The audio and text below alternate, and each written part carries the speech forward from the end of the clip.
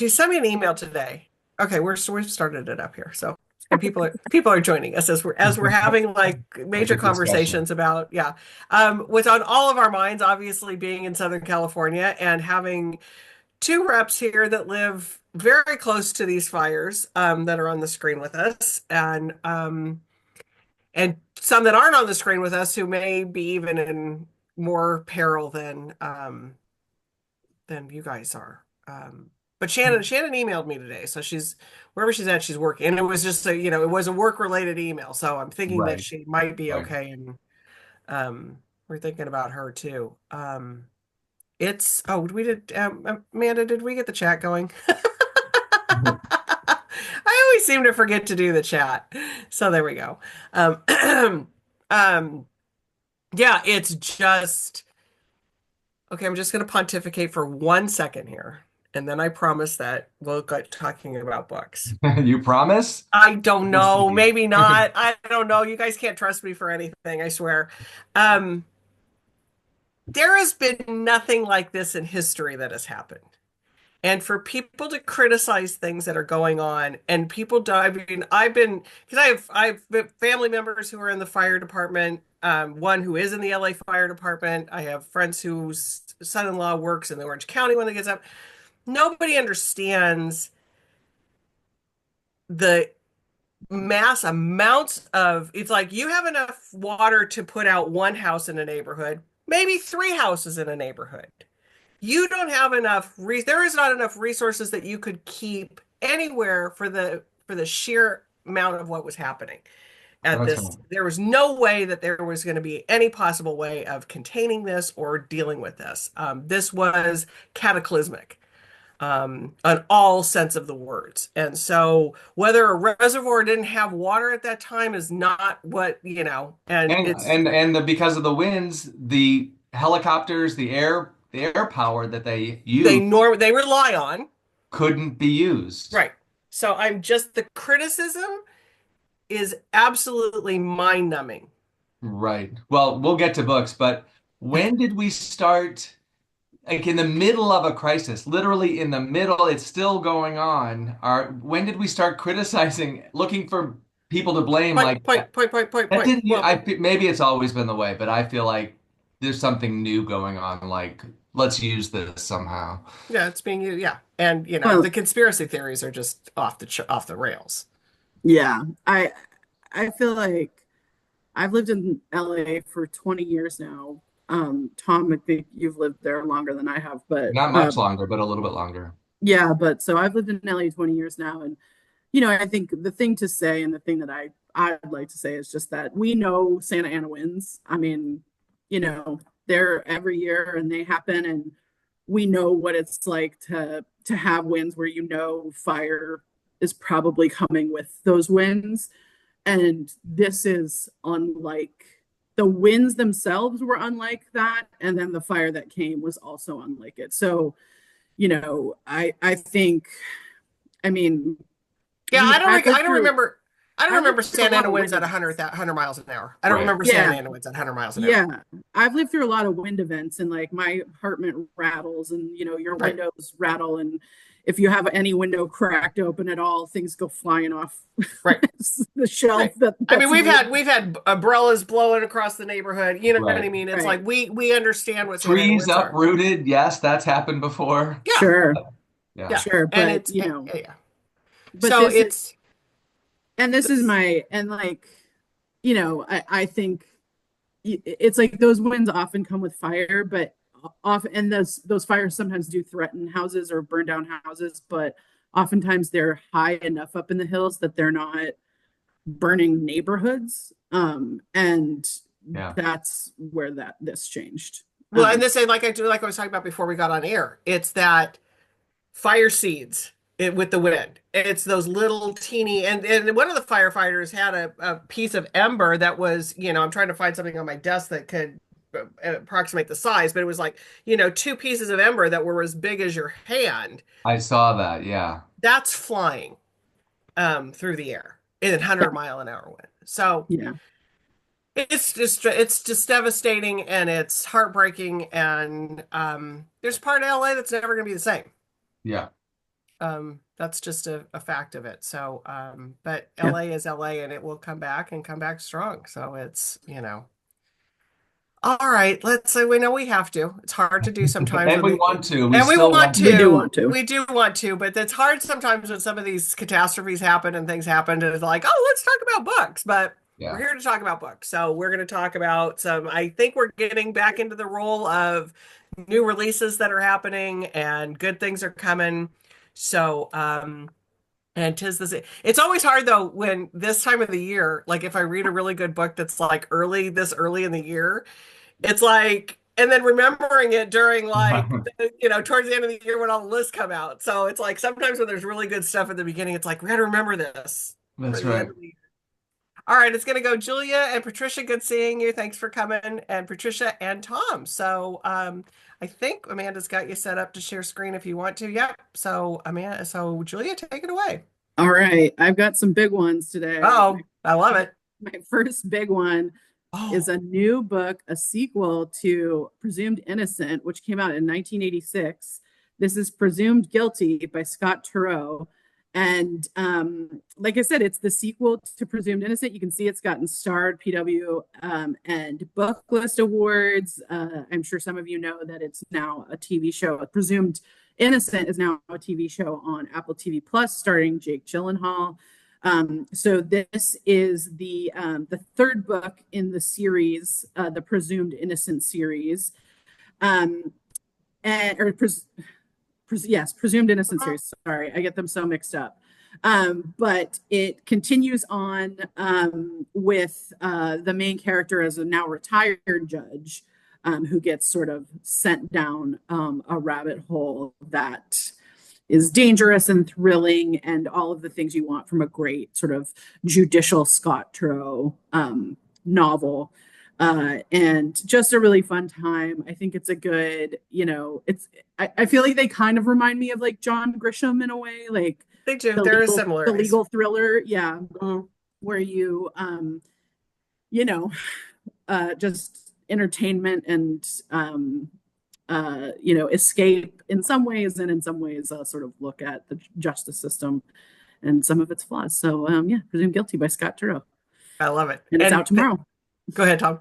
I was just talking about Scott Turow, and I had this feeling as I was with my sister in the Midwest. She worked at the firm decades ago. She worked with Scott Turow in the same firm. Yeah. And I was like, I'm pretty sure there's another Presumed Innocent coming, but I don't know when, and I have to look it up, and here it is. But we were talking about, like, I remember when Presumed Innocent came out, he created the genre. He created this genre. And I mean, I have to look at the timeline, but I think he was there before Grisham. But Yeah. then there were many we published legal thriller writers that fallen away. I could name a few, but they're kind of forgotten now. But he was always Scott Turow was always a cut above, I thought, and it's great to hear. And then with the Apple TV series, he's more on the tip of people's tongue. This is perfect. Yeah. Yeah. And Beth was on here saying, yep, Scott Turow was there first. And that was one of my favorite reads, and probably what got me started in continuing reading was because that was, for Presumed Innocent, the best twist. Yes. I mean, that is the pinnacle of what a twist should It be. was. And it's like, that's what you want. That's what every time I read a mystery, okay, now I'm good because I get so pissed that when they're not that good.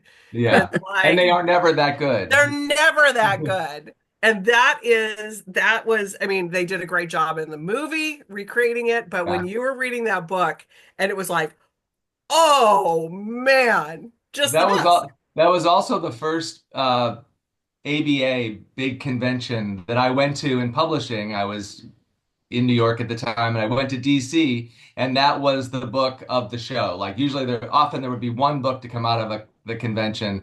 That year it was Presumed Innocent, and yes, it was like, don't tell me the ending. You can't. It's like The Sixth Sense when you watch that, that movie. It's just like you can't tell anybody the end of it. Julia, do people have to read do you suggest if they haven't read Presumed Innocent for 20 years? I bet not. I don't think you have to read. Yeah, I would say no. I mean, obviously, like any book, it might give you like there's Easter eggs in Presumed Guilty that you'll get, but it's not like it's not like you're not going to understand what's going on. And he's probably good enough to like throw some backstory into some of those main Yeah, characters that give you the clue of exactly. what happened before. Yes, like let me admit freely that I have not read Presumed Innocent. Okay. It came out in 1986, and I hesitate to tell you what age I was. I was gonna Please say, were you don't. born? Were Please you born? don't. Were you born? Yes, Were you I born was in it? 3. Yeah, it was just I will never forget reading that book and just being like, Yeah. okay, enough But of Scotchero, of yes, Scotchero love. All right, Patricia, what do you have for us today? Well, I'm here in Santa Fe, so not with you, but with you in spirit. In Los Angeles, lots of deep talks and notes to lots of people. I Mhm. do have a represent Princeton, and so a little bit of a change of pace here for a book that is just coming out, a philosophy book that seems relevant to the moment. It's called Hopeful Pessimism. Mm. This is by Mara Vanderlucht. Such an interesting book. This is a philosophy book framed in climate activism. She's definitely a heavyweight, but somehow it does speak to the moment. The cover is an exquisite and strange and still haunting painting by George Frederick Watts called Hope. So, hopeful pessimism as a contradiction in terms is actually uh, uh, finding strength in pessimism, finding strength in not presuming or happy facing the future, but fighting where we are now for the future. It's a beautiful book on an essential theme of how we can still do our best, be present, fight for the future. It draws on a lot of writers, Tolkien, Mary Shelley, Camus. If you might remember Jonathan Lear's remarkable book Radical Hope, which I sold years ago for Harvard, that is a brilliant, brilliant book and core to this title. If you can picture Sam and Frodo on Mount Doom in a moment when they must pull themselves together and it really doesn't look plausible, that would be hopeful pessimism. A book of the moment that I just thought I'd bring forward, and I'm very intrigued by this writer. So It's something of what we're thinking now for a future that we cannot fully comprehend but must work for. Yep, and there has to be something to look forward to. I mean, we have to, whether it's, good, bad, and different, it's there. It sounds like a great book. Yeah, there's so much to think about. So much that we realize we're just on the very, very cusp of something that's unfolding on such a scale of both time and space. The immensity of it, but also the fact that really we're talking about something that will still be affecting us in a week, a month, a decade, uh, Generations, yeah. forever. It will always mark Los Angeles. Yep. Thank you, Patricia. That's a great title. yeah, I love that cover too. I know the Great cover, the painting's book, yeah. awesome. That painting is awesome. Really good. Some of the covers lately that have used old artwork are spot on. There's a couple titles that I've seen lately that are coming. Tom, what do you have for Okay. us? So my first book is on sale tomorrow, and it is the book, I think it is the book for this moment. It's Pico Iyer's A Flame, Learning from Yes. Silence. The title alone tells you it's of the moment, and it's just so strange because Pico, though he's lived in California and a lot in Japan, I think of him as a California writer. And the book is about his I think it's over 30 years. He's gone to a Benedictine monastery in Big Sur over 100 times as a place of retreat and silence. And silence, but a more complicated version because though these are reflective monks, there's a lot of life going on in that monastery. But he went there first after his house burned down in near Santa Barbara.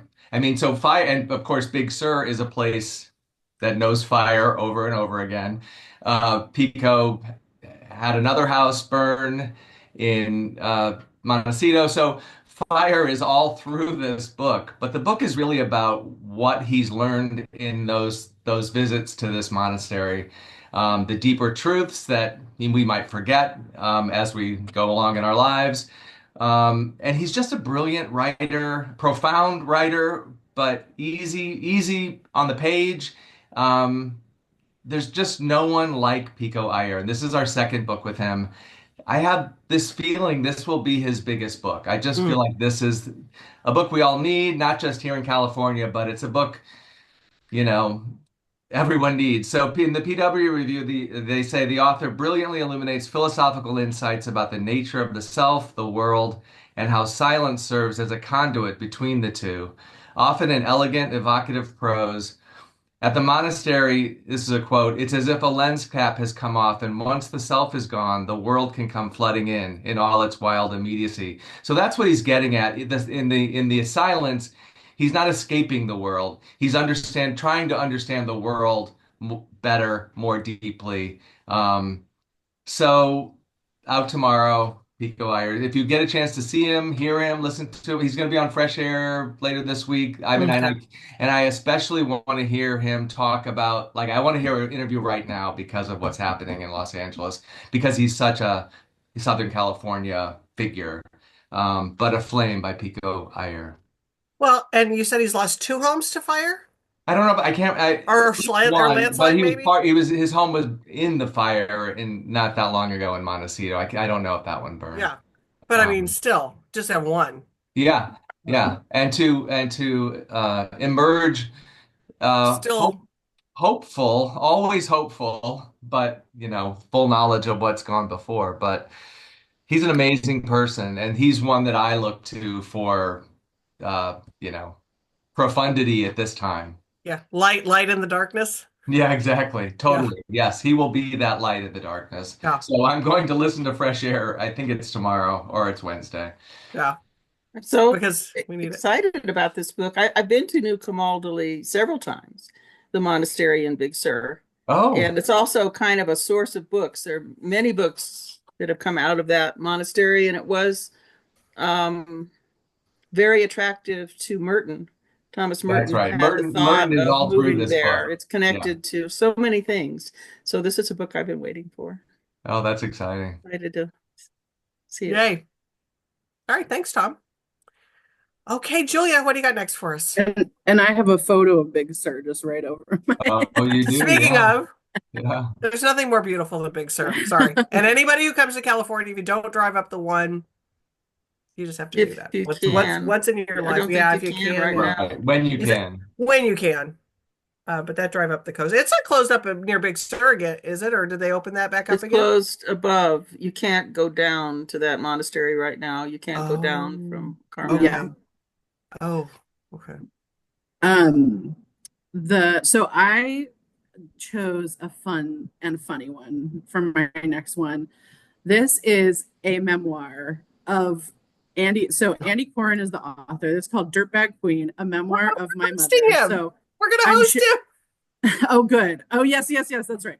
So I'm showing you the cover right now because I want to X out of it. You'll see this is the said Dirtbag Queen in the Can I center. just say, does it remind you of when Throw Mama from the Train?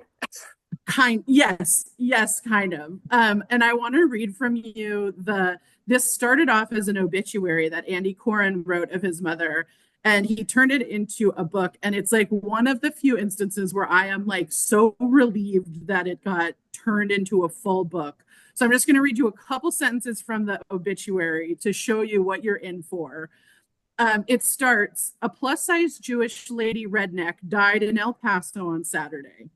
Of itself, hardly news, or good news if you're the type that subscribes to the notion that anybody not named you dying in El Paso, Texas is good news. In which case, I have got news for you. The body, fertile, redheaded matriarch of a sprawling Jewish, Mexican, redneck American family has kicked it. This was not good news to Renee Mandel Coren's many surviving children, grandchildren, and great-grandchildren, many of whom she even knew and in her own way loved. And he goes on to say, the death of Zoftiv Goodtime Gal at the impossible old age of 84 is newsworthy to me, and I treat it with the same respect and reverence she had for, well, nothing. A more disrespectful, trash reading, talking, and watching woman in North Carolina, Florida, or Texas was not to be found. Hers was an itinerant, much-lived life, a Yankee, Florida, liberal, Jewish tough girl who bowled him in Japan, rolled him in North Carolina, and was singularly unique parent. So it is absolutely a delight. The obit you can find if you Google Andy Corren, Corren. It's in the Fayetteville Observer. And it is so much fun. This book, we had a whole conversation, our rep team, of, sometimes we talk about books where we're like, that should have been a news article. And this one we came to and was like, thank God it's a full book because we need it. Thank you, Amanda. Amanda just posted the link to the obit. But it is an absolute delight. It is one of my favorites of this season. The fact that I got to read it, and when we're in reading mode, where we're prepping for sales conference and we are reading a million things, like this was just such a breath of fresh air and such a delight. And I can't say enough good things about it. So it's out tomorrow. Oh, I can't wait. So he reached out to me directly. So now I get pitched a lot of things. Lots of things, and mainly from publishers and publicists, but sometimes directly from an author. And usually when an author comes to me, I'm very jaundiced. It's like, why isn't a publicist contacting me? Blah, blah, blah. And his email, and when I looked at what this book was, it's like, oh my God, I have to host. I had no idea who he was. I didn't know anything about the obit. I was just basing it on the book and his email, and I was like, I really think I have to host this. And oh my God, I'm so glad I said yes to it, because now the more I know about all of it, it's just like, it's going to be heaven. It's going to be heaven. It is stunning. It is so funny and so fun. Yeah. And so heartfelt, and just I think a real balm for the soul right now, right. Not just for what we're going through in LA, but for the upcoming weeks and what we're about to be going through. I think just a balm. So, yeah, I hope everyone enjoys it. I do too. And if you're in San Diego, I think it's one of those events you need to come to. Yeah. But when I saw the cover, because I hadn't seen the cover, when I saw the cover, it's like, oh, this is Throw Mama from the Train. Yeah, kind of. And that ages me, people, because I bet a lot of you out there don't remember that movie. I love that movie. Love that movie. All right, Patricia, what do you have for us?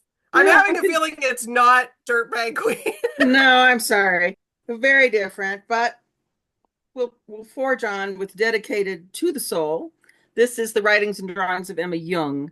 So this is yet another brilliant, important woman working alongside a great man whose work has not been known as deeply.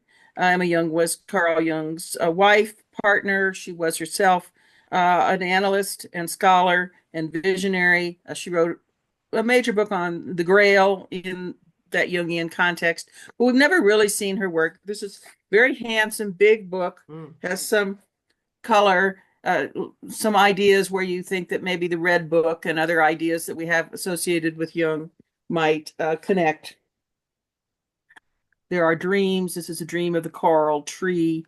So it's really a book for the completist or the larger picture of the Jungian world, but it is exciting to have access to her dreams, paintings, drawings, lectures, notebooks, portfolios, other sources. She died in 1955, just giving you an idea of the long time coming that is often the case of giving us a full picture of in this case, a richer view of Jungian analysis and psychotherapy, which is still tremendously attractive to people. Since the pandemic, I've been tracking sales and suggesting sales for many for various volumes of the Bollingen Library, which is a big aspect of Princeton. And it is an amazing and constant resurgence as people continue their exploration of the undiscovered self. Right. Looks like a beautiful volume. I wasn't expecting color in there when you showed me the outside. I was like, I'm not expecting it to be color. When I sold it, I knew nothing. So when it arrived, it was like, oh, nice to know. Yeah, it's beautiful. Beautiful on the inside too. Thank you. Handsome. All right, thanks, Patricia. Okay, Tom. Okay. Out tomorrow. I think it's out tomorrow. It's not already out. I'm losing track of time. Robert Crais, The Big Empty. Out tomorrow, right? Uh, Yes. yes. Oh, was it last week? No, it wasn't. It's tomorrow. Okay. I'm pretty sure. Yeah, I think you're right. Yeah. So when I think of quintessential Los Angeles, crime writers especially, Robert Crace is right up there. He's won all the awards, the Grandmasters. So it's always, it's exciting because he also isn't one of those writers who publishes a book or two books a year. He publishes one book every 2 years, I think it is. He's on a different schedule. Sometimes three. Yeah, that's right. But who's counting? Who's counting? Right. So this is the 20th Elvis Cole mystery, and of course now all the Elvis seems like all the Elvis Coles also have Joe Pike, so it's an Elvis Cole and Joe Pike mystery. Um, it's about a woman who's in her 20s who 10 years ago her father disappeared, but she was told he just left the family. She never believed that. Now it's 10 years later. She's a very high profile influencer and she wants to find out what happened to her father. And she hires Elvis Cole or Elvis Cole. And it's just quintessential Bob Crace. It's Los Angeles is a character in these books and all of them, and he's just a pro. Like he knows how to put these things together. He's playing with the traditions of LA noir. He's got that sardonic humor that comes through at all times. He's just really good at what he does. Kirkus, for this book, said it may be his most powerful, a potent and surprising novel by the ever-reliable Crace. So there he is. There's Bob Crace. Who doesn't love Bob Crace if you've met him? He's a great guy. Oh, so And good. here's The Big Empty, out tomorrow. And when I say every 3 years, or sometimes it's 3 years, I mean, that's the thing with Bob, though. He's not just going to put something out until That's right. it's what he wants it to be. So he's not. I would say probably, speaking out of turn, but probably to the frustration of his publisher on occasion. Absolutely. But I appreciate that for the reader. Yeah, absolutely. Because he's not going to put something out. And if I'm wrong, I know we've hosted Bob forever. Yeah. Right, for Miami Vice. Isn't that what I think he did. I think he did. Yeah. Yeah. So Bob goes back to Yeah. Bob goes back to some really cool stuff. Right. And I was looking to see when he's not from Los Angeles, but he's lived here since I think 1976. So he's from Los Angeles. He's from Los Angeles. Yeah. I can say I'm from Los Angeles. I was born and raised there, so I was born and raised in LA. And Bob will be here on Thursday. That's right. Yeah. So, So if you haven't, and he's a great, in person, you got to see. And we call his fans crazies because they are. They are absolutely voraciously about him. So it's always a fun night. So if you're in San Diego, come and see Bob. We love him. Okay, we're going to lightning round. So let's get to Julia. Okay, I picked a kid's book again. I feel like I did this last week. So did you do soy sauce? I did do soy sauce, yeah. I bought that for my grandchildren. I'm taking it to them on Thursday. Oh, cool. Oh, yay. Well, I hope they enjoy. Let's see if I'm going to buy them this one too. I know. This is from Kwame Alexander, who is, of course, a wonderful and much loved poet. This is called How Sweet the Sound. It's got this beautiful artwork by Charlie Palmer. I'm going to show you some of the interiors. But the thing I love about this as a music history buff is this is the story of Black music in America. And so starts off with African drumming and sort of some of the instruments that African people brought from Africa when they were brought over on slave ships, and sort of how music evolved once it got to America. So how it became, there's a page that's about like the songs that the enslaved people used to sing while they were working. There's a page about Black church music. There's a page, and then it gets into sort of rock and pop and Delta blues and R&B and all of these different genres, and it introduces you to a million different, or not a million, but a bunch of different wonderful artists from every single genre. So you can see it's got all these genres. And then in the back, there are musical notes. So talking about all of the songs referenced and the artists referenced in these different layouts. You can see here some of the different people that are talked about: Miles Davis, Bessie Smith, Charlie Parker, Ma Rainey, Thelonious Monk, John Coltrane, all of these awesome, awesome musicians. I absolutely had such a great time looking through this. And we got, I saw all these images, and then we got sent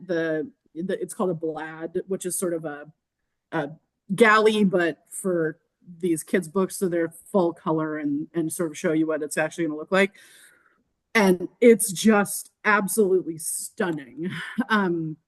So this is just I think such a great, both an intro for kids if they're into music and sort of where music comes from and when musicians inspire other musicians, and it builds like that. So it starts off early, and you go to like say like Delta blues, and then it like jumps you into rock and roll and sort of talks about how rock and roll built off of blues and how these things happen, and how disco comes into it, and off of disco builds hip hop. It's just a beautiful sort of love letter. I think it's also great for adults if you're into music history.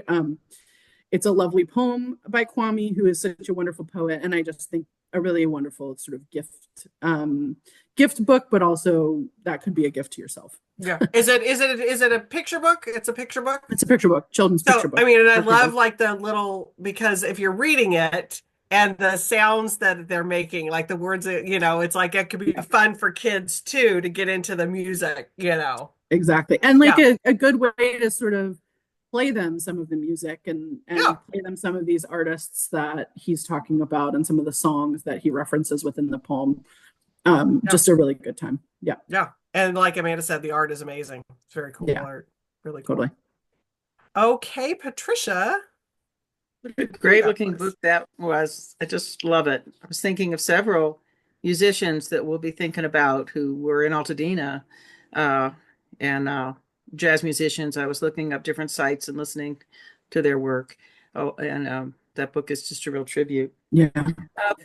A nice book just coming out on Leonardo da Vinci. It's an intriguing sort of essayistic study. It's called An Untraceable Life. And he's meditating really on the fact that we think we know a Da Vinci that we know nothing about. There are really almost no clues as to his true personal life. And he lived at a time when biography was not what we think of now. So this idea of the solitary genius ahead of his time, the speculative fictions that we've created, comes out of a spin of our modern obsessions with celebrity, technology, and creativity. He's really quite, I think, fun to read about overexposure and spectacle. He calls it Da Vinci worlds, just the whole sort of hubbub, the dubious authenticity of the Salvator Mundi and that crazy auction, and the painting sort of disappearing into who knows where, the idol-like status of the Mona Lisa behind bulletproof glass. I was just talking about this book with friends who'd been to Paris, and it's been many, many decades since I long ago saw the Mona Lisa, but apparently now it's just a sea of selfies. That's exactly right. I was there not that long ago, and were you? I was there like 2 weeks ago. You couldn't get really how wonderful, near it, how wonderful. Right? You can't get near it. Yeah, it's just so strange. And why this painting and not another painting around the corner? Well, the painting that is around the corner is a beautiful painting outside of a friend literally was around the corner, wanting to see the raft of the Medusa, which is just unbelievable, and in the very next room, and was not attended by 10,000 people. So this is an interesting. It's a rather lovely book. There's black and white all through it of this kind. There's lots of. In this case, a painting obviously deeply affected by Leonardo, but not by Leonardo. It's a book about the times, the politics, the quality of life. There's some nice color. It's a book that augments our understanding of Leonardo in a very intriguing and lovely way. I love it. Oh yeah, no, so we were we got 9:00 tickets, first tickets in to the Louvre, right? This was like, was it Christmas Day? No, it was after Christmas. It was like the Saturday after Christmas. Oh. So I looked at my husband and my daughter and I said, we are going directly to the Mona Lisa. Because there were only 50 people in front of us. And I said, if we don't go directly, I said, don't pass go, Don't look at another thing on the way. I don't want you to stop and admire And anything. don't get lost on your way. Don't get lost on your way. Because I said, if we don't get in there right away, we're going to be in the back of that room and you're never going to see it, you know. And it was. And Then did we you get were, there and you were, oh, we're on the rope. We got oh right my up to we God, got as close as you could possibly get. We got. that's the way to do Because it. even if you're that close, you're still so far Yeah. away from it, even at the rope. And so it's just like, so we like literally took, and yes, we did a selfie. But you weren't surrounded by No, we were like 30, right in front. 40, 50 other people, We right? were right in front. It's, you know what? It is something to see, Amanda. It is one of those things that it's like, even though it's small and it's behind glass and it's something, there's just something so iconic about it that when you do see it, it's just like, wow, I'm seeing this in because it's everywhere. You've seen that image everywhere. And yes, it is a real painting. Is it the real painting? I don't know. Did somebody steal it? Well, we're not sure. I'm sure there's some conspiracy books out there about that. We're not sure if that's the real I thing. love your way you've broken down the Louvre. Like, this is how we're gonna do it. With the Oh, only way. we Now, just like because it's like because there's so many things to see on the way. Winged Victory, you know. There's the yeah. big, you know. There's the portrait of oh, I can't think of it. The huge revolutionary portrait that's there on the way, and I'm like, don't blinders on, get to Mona Lisa. There's nothing of value on the way. Let's Nothing just of value on the way. We can circle around after. But once you got that out of the way, you got to enjoy the rest of the museum. And what was great is that everybody was going to the Mona Lisa, so there wasn't anybody anywhere else. So we that got is up brilliant. close and personal with everything else because everybody was going to the Mona Lisa. So it was like bonus. Anyways, too funny. All right, Tom, wrap us up. Okay. So my last book is a big book for January, a big debut. Came out last week. The Life Huge. Cycle of the Common Octopus, which is the first Read with Jenna pick for 2025. So that got announced on the on sale date last week. And it's a super entertaining debut. It's set in Scotland. It's about a freshman in college. Her name is Penn. She comes from Canada and she's at the University of Edinburgh. And her parents, her parents have split up, but there's a mystery at the heart of what she knows there's something she doesn't know. And one of her parents' old friends lives in Scotland, is a famous novelist. His name is Lord Eliot Lennox. And so she makes her way from the university to the grand, manor of Lord Eliot Lennox and his kind of crazy eccentric family, including one of the sons who she is immediately smitten with. So there's a little bit of mystery, there's coming of age, there's humor, there's romance, and it just is a great brew. Like, she puts it together in this really entertaining, smart way. I love books that I love almost all books set in a university setting. Coming of age, of course, and it's from Pamela Dorman Books, and as I always say, Pam Dorman has just an unerring eye for books that entertain. Like, they're just entertaining books that so many different kind of readers are going to love. The New York Times says, amid the Tweed college escapades and British literary winks, Knight has crafted a tantalizing yet quietly touching debut about inheritance, emerging sexuality, and what it truly means to come into one's own. So this is going to be a book that's going to sell for a long time. It's going to be a book that sells throughout the year, but great way to start off the year, The Life Cycle of the Common Octopus. Great way to start off the year. And you know what I've come to find out? I really like the Jenna picks. Yeah, she's good. I connect much more with hers than some of the others. It's like she Yeah. picks things that are across the board. They're all, she doesn't pick the same thing every time, which I That's like. So yay. And she's got an imprint now. I was just going to say, I read last week that she's got her own imprint. I think it's with Random House. It is, yeah. Yeah. And With not Random with just one part of Random House. It's supposed to move around. I don't know.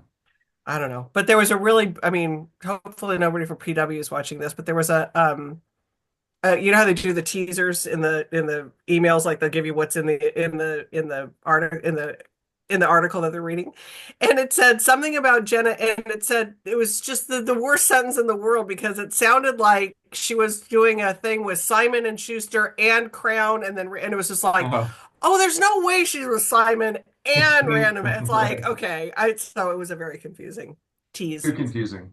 Yeah, it was confusing, but good for her. But she has really good taste. So She really does. So it's gonna be interesting what kind of book she comes up with.